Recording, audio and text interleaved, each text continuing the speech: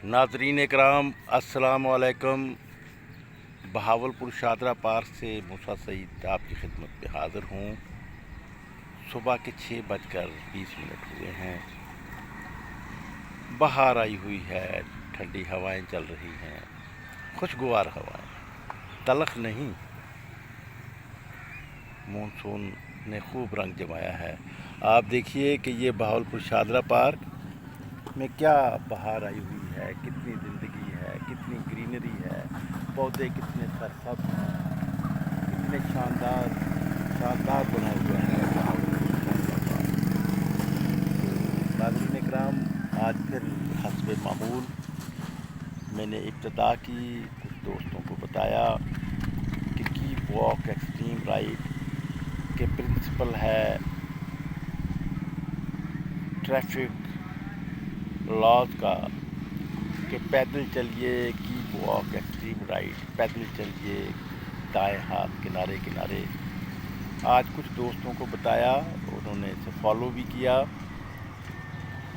तो लेकिन एक अड़ियल भी आया और उसने खूब मुझसे मुबाहिसा शुरू कर दिया।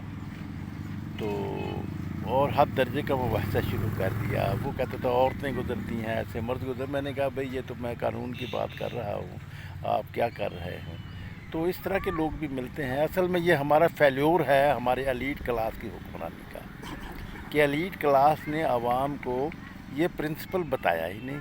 हमारे रियासती इदारों ने ये बताया ही नहीं कि पैदल जो है ये दाएं हाथ चलना चाहिए और ट्रैफिक पर बाएं हाथ चलना चाहिए जब आप किसी गाड़ी पे हों।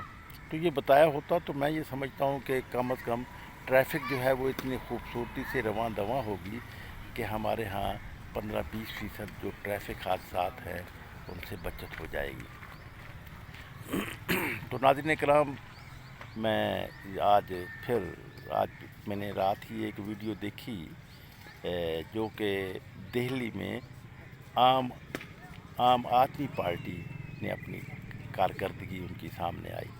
उन्होंने वहाँ पर 200 यूनिट बिजली तक फ्री कर दी है, यानी उससे ऊपर जो हैं वो पैसे चार्ज करते हैं। और वहाँ पर लोगों ने बताया कि अब हमारे यहाँ ज़ीरो बिल आ रहा है गरीब लोगों का। पहले वो 8,000 आता था, 10,000 आता था।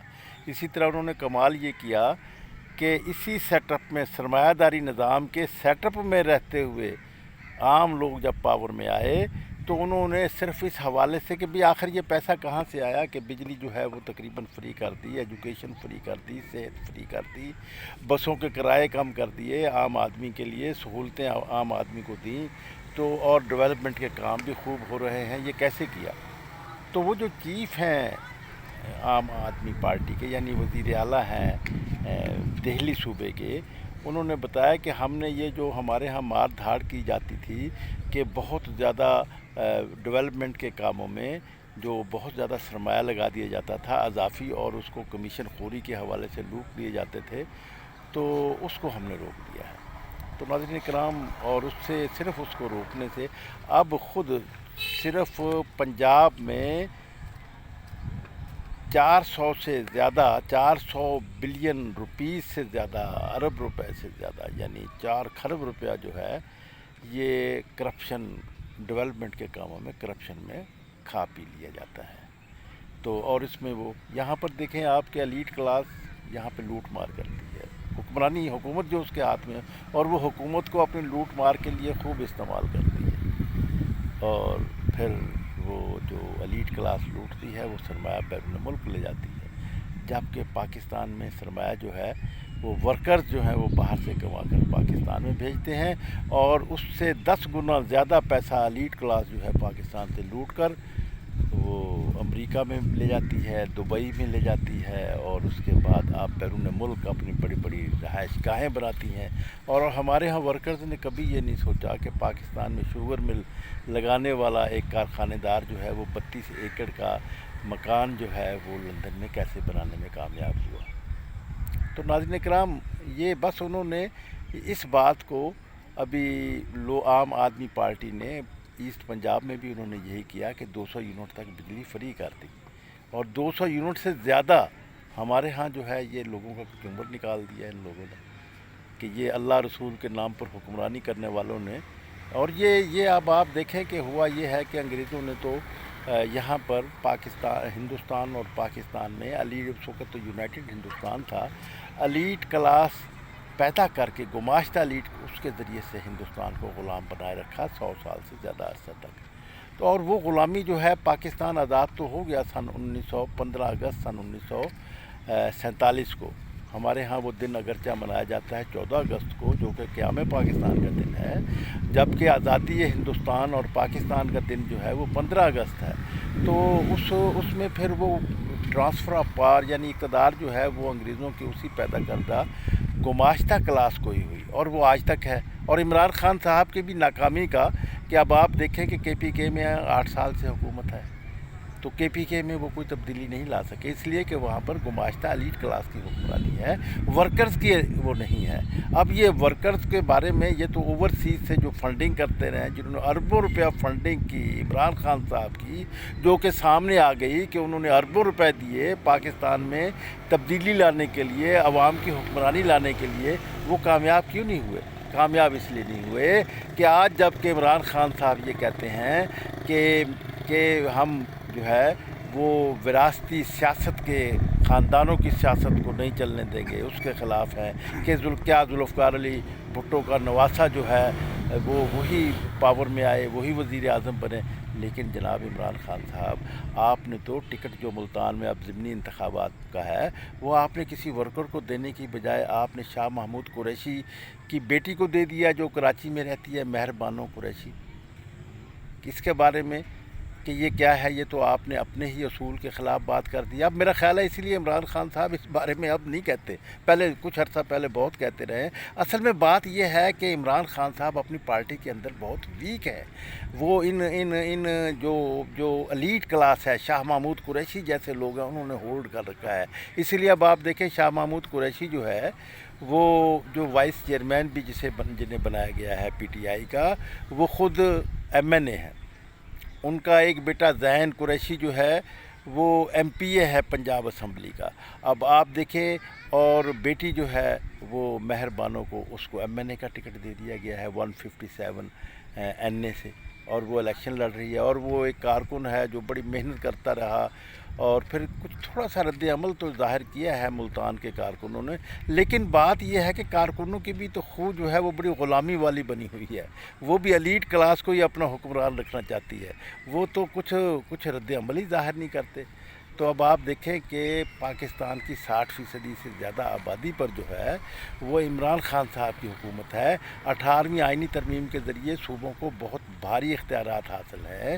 تو اب آپ دیکھیں کہ پنجاب میں پی ٹی آئی کی حکمرانی، اب آپ دیکھیں کہ کے پی کے میں پی ٹی آئی کی حکمرانی، آپ دیکھیے کہ آزاد کشمیر میں پی ٹی آئی کی حکمرانی، آپ دیکھیے کہ گلگت بلتستان کا جو علاقے ہیں وہ انہیں اب پروونس کا ایک سٹیٹس کے قریب سٹیٹس دیا گیا ہے، وہاں پر عمران خان کی حکمرانی.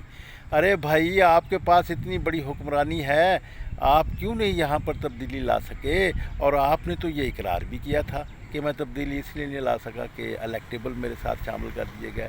تو الیکٹیبل کو جب آپ اب بھی ٹکٹ دیتے رہیں گے، جب آپ بوم پہ ہیں، پیک پہ ہے آپ کی مقبولیت، پھر بھی آپ مجبور ہیں کہ شاہ محمود قریشی کی بیٹی کو آپ ٹکٹ دیں اور کارکن کو نظر انداز کر دیں. لیکن اس میں اس سے زیادہ کہیں سوچنے کی بات عوام کی ہے، اور اس سے کہیں زیادہ سوچنے کی بات پی ٹی آئی کے غلام ذہنیت رکھنے والے ورکرز کی ہیں، جو شخصیت پرستی کے حوالے سے غلامی کا کردار ادا کر رہے ہیں. یہ تو واضح ہے کہ جب تک اگر غلام اپنی زنجیروں سے، غلامی کی زنجیروں سے پیار کریں گے تو وہ پھر غلامی سے آزادی حاصل نہیں کر سکتے. ناظرین کرام، یہ تو ایک حقیقت ہے، سچائی ہے. یہی فیلیور ہے کہ عمران خان صاحب کے پی کے میں 8 سال سے جاری حکمرانی میں وہ تبدیلی نہیں لا سکے.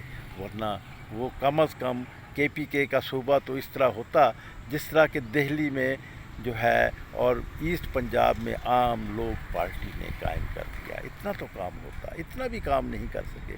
کیوں نہیں کر سکے؟ اس کی وجہ صرف یہ ہے کہ پی ٹی آئی جو ہے یہ ایلیٹ کلاس کے کنٹرول میں ہے، اور ورکرز جو ہیں وہ سیاسی مظاہرے کی حیثیت سے کام کر رہے ہیں، سیاسی غلاموں کی حیثیت سے کام کر رہے ہیں. اب آپ دیکھیں کہ کتنی بھاری بڑی آواز اٹھنی چاہیے تھی ملتان میں. پی ٹی آئی آزاد ہوگی، ورکرز کے کنٹرول میں آئے گی، اور پھر ورکرز جو ہیں وہ قومی اور طبقاتی شعور کی بنیاد پر عوام کو منظم کریں گے، پھر ہی امریکہ سے غلامی حاصل کی جا سکتی ہے. یہاں تو صرف یہ بات ہو رہی ہے کہ امریکہ جو ہے وہ ہمیں پاکستان کا منیجر جو ہے، جو وزیر اعظم کہلاتا ہے، کہ پاکستان میں امریکہ اپنا منیجر جو ہے وہ پی ٹی آئی کو مقرر کر دے، اور پھر کہتے ہیں کہ ہم غلام ہیں. ارے بھائی غلام ہی تو ہیں، آپ بھی غلام ہیں عمران خان صاحب. اگر آپ غلام نہ ہوتے تو آپ پھر شاہ محمود قریشی کی بیٹی مہر بانو کو ٹکٹ ہرگز نہ دیتے، پھر آپ ورکر کو دیتے، پھر آپ ورکر کا الیکٹیبل کا وہ بناتے. اب یہ باہر کے فورن جو فنڈنگز کرنے والے پاکستان کے اوورسیز ہیں، جو تبدیلی چاہتے ہیں پاکستان میں عوام کی حکمرانی کا نظام چاہتے ہیں، انہیں بھی یہ سوچنا چاہیے کہ اربوں روپے عمران خان صاحب کو دیے، وہ پاکستان میں ورکرز کو الیکٹیبل بنانے کا نظام کیوں نہیں بنا سکا. ناظرین کرام، میرے خیالات اگر آپ کے بھلے لگے ہوں تو پھر اسے زیادہ سے زیادہ شیئر کیجئے، تاکہ عوام میں سوچنے کا ایک عمل شروع ہو اور آزادی کا ایک سفر شروع ہو. میں پھر آپ کو شریک کرنا چاہتا ہوں مونسون برسات کی وجہ سے دیکھیں کتنی گرینری آئی ہوئی ہے، کتنا شاندار سبزہ بنا ہوا ہے، کتنا دیکھیں کہ آپ ہر طرف سبزہ ہی سبزہ ہے اور خوب زبردست موسم بنا ہوا ہے. جناب السلام علیکم. تو یہ دیکھیے کیا بات ہے.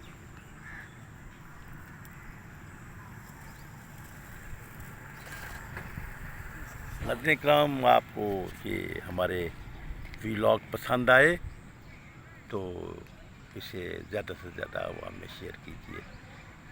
پسند آئے اور اس پر تنقید بھی کیجیے کہ کیا ایلیٹ کلاس کے کنٹرول میں چلنے والی پی ٹی آئی پاکستان کو امریکہ سے آزادی دلوا سکتی ہے؟ کیا P T I elite class کی قیادت میں چلنے والی، کنٹرول میں چلنے والی پنجاب میں تبدیلی لا سکی؟ کیا پی ٹی آئی 9 سال سے کے پی کے میں حکمرانی کر رہی ہے ایلیٹ کلاس کے ذریعے سے؟ کیا وہاں پر کوئی تبدیلی لائی؟ کیا بلوچستان میں کوئی تبدیلی لائی؟ کیا آزاد کشمیر میں کوئی تبدیلی لائی؟ اگر نہیں لائی تو کیوں نہیں لائی جا سکی؟ اور اگر آئندہ بھی آئے گی تبدیلی نہیں لائی جا سکے گی، اس لیے کہ جب تک اس اصول پر عمل نہیں کیا جائے گا کہ ورکرز کی قیادت میں پارٹی کو کنٹرول نہیں دیا جائے گا، ورکرز کی قیادت میں عوام کو قومی اور طبقاتی شعور کی بنیاد پر منظم کر کے ایلیٹ کلاس کو اقتدار سے نکال باہر نہیں کیا جائے گا، اس وقت تک پاکستان ایک ترقی یافتہ ملک نہیں بن سکے گا. ہمارے سامنے تو بڑی کھلی مثال چین کی موجود ہے. ہمارے سامنے اب مثال جو سامنے آ رہی ہے وہ عام لوگ پارٹی دہلی کی آ رہی ہے، عام لوگ پارٹی انڈین پنجاب کی آ رہی ہے، جہاں پہ بجلی 200 یونٹ تک فری ہے اور اس کے صحت کا علاج معالجہ فری ہے اور ایجوکیشن فری ہے. ناظرین کرام، میں آپ سے اجازت چاہوں گا. خدا حافظ.